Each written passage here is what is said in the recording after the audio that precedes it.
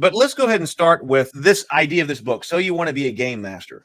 Who is this book for, and what's its purpose? Well, the primary audience for this book is the person who wants to become a game master and doesn't really know what the first step should be.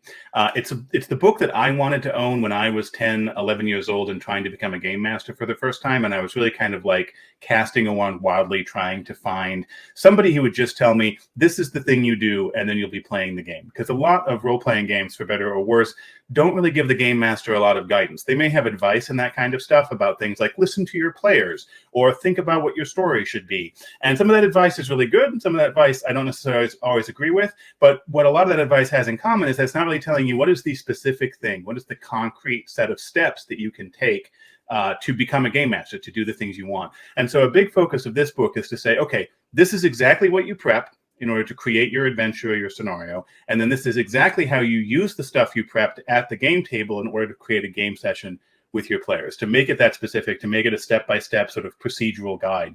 And then so that's the initial audience, but the book is also designed to kind of be a GM's survival guide. So whether you're a new GM working through the book step-by-step or a veteran GM who's looking for advanced tips and tricks and new types of adventures to run for your players, the book is kind of a handy guide that will hopefully be by your side for years of running games.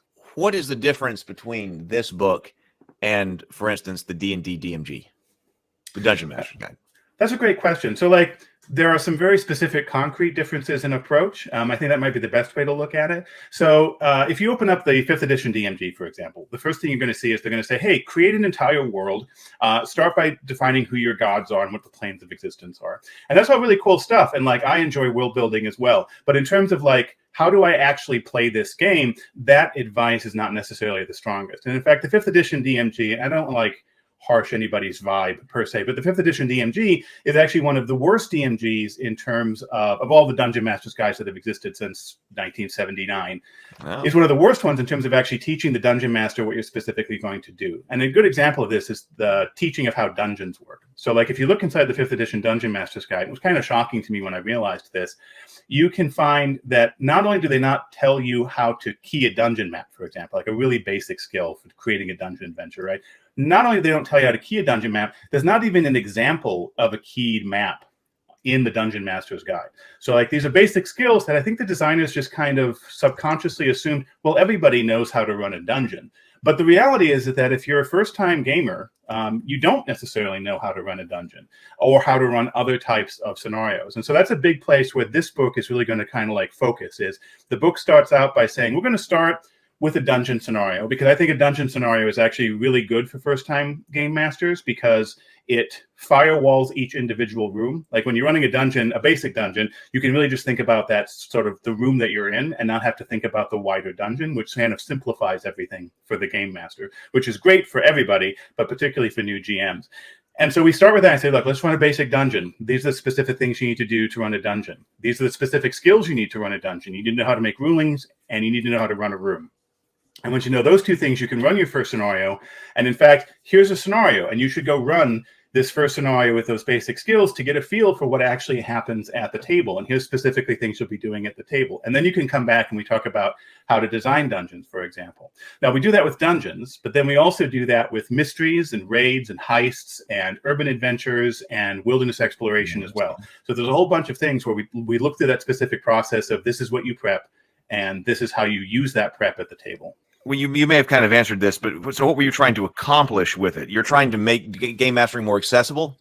Absolutely. Yeah, that's exactly it. I want game mastering to be more accessible, and I want to give game masters the tools they need to create the adventures and scenarios that they want to run at the table. And in particular, I really want to help guide game masters into a form of play that I call active play, which is rather than prepping plots or predetermining what needs to happen during your session, you instead prep tools or toys that you get to play with during the session with your players. That the players bring their characters and they're actively playing those characters at the table, and you respond to their play by playing with them using the various toys that you've prepped, rather than trying to force them into the predetermined sequence of events that you wanted them to go through.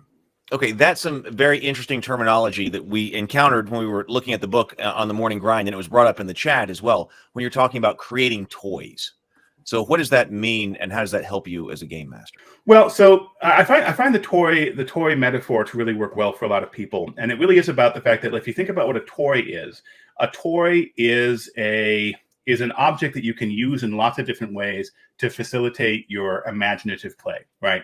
Like my daughter, when she's sitting there with her Barbie dolls, there's not a script that she's following. There's not a predetermined sequence of events that her Barbies and her dinosaurs are going to act out. And as a result, on one day, she might have her Barbie dolls hunting the Triceratops, which I've seen, or she might have them taming the Brontosauruses and riding the Brontosauruses into the shopping center. And that's all kind of just different ways you can use these toys. And within the context of a role-playing game, you can have the same mindset where you say, I'm not prepping an adventure in which I say, okay, well, the PCs are going to break in through the back door of the mafia boss's house. They are going to go confront him in his office, and he's going to leap off the balcony and catch onto a helicopter and fly away, for example. What you're going to say instead is there is a house, and there is a mafia boss, and there is a helicopter that he uses for escapes. And maybe that's what happens during play, but maybe you find other ways to use those toys. Maybe the house becomes a place where the PCs go to negotiate with the mafia boss, or the PCs sneak onto the property and put plastic explosives around the house and blow it up. Or maybe they hijack the helicopter and fly the mafia boss's own helicopter in. So once you start thinking those toys that you can actively respond to the players with, it becomes free-form creativity. The game can go anywhere. You get to be surprised, and the players get to be surprised, and you get to discover the game together. What caused you to write the book? What was your inspiration in sitting down to create a book like this? Well, I've been working on the Alexandrian for a number of years with lots of different articles talking about different aspects of game mastering. And I'd say about 5-6 years ago, I began having this idea for this book called So You Want to Be a Game Master. And what I was specifically reacting to was I was getting a lot of comments from first-time GMs who were saying, I love the material on the Alexandrian, but I don't know where to start.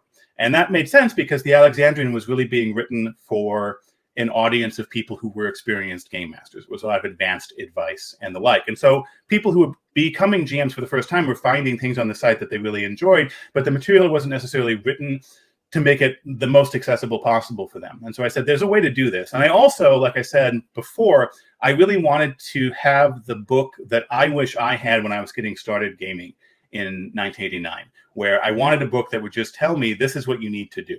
And so I knew that there was a way of presenting game mastering that was not sort of arcane secrets and like weird veils and like a shrouded room you go into and like something mysterious happens over there. There's a way to think about game mastery, which, like I said, is procedural. That is, these are the simple steps that you can follow. You can learn how to make a ruling. These are the steps you use to make a ruling. This is how you can use the elements in a room in a dungeon to play with the players actively at the table. And so this is what you prep in the dungeon, and this is how you use that room, use that knowledge of how to make rulings at the table to respond to what the players are telling you in terms of proposing actions and the like. And so there was a book that I wanted when I was 10, and that was the book that I wanted to create. And I also wanted to create a book that would be accessible to these people who were coming to me and saying, I don't know where to start. And I wanted to give people a place to start.